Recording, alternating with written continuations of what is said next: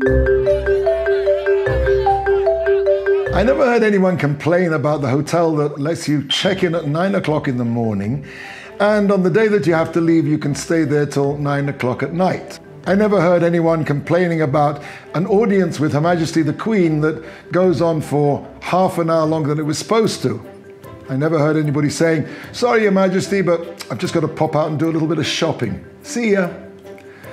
On the other hand, I never heard anybody complaining about a tailwind that reduced the flight time from London to Tel Aviv by half an hour. When something is special and important, we want it to go on forever. And when it's a burden, it can't end soon enough. In this week's Parshat Vayekahel, it says, "The seventh day shall be holy for you, a complete day of rest for God." And then in the next verse, it actually mentions the word Shabbat. In other words, the holiness of Shabbos, the Kedusha of Shabbat, should precede the actual 24 hours of Shabbat. We should bring in Shabbos early.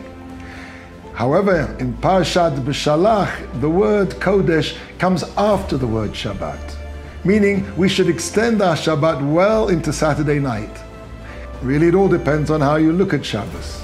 Is it a 25-hour airline flight in economy, or an uninterrupted audience with the Shabbos Queen?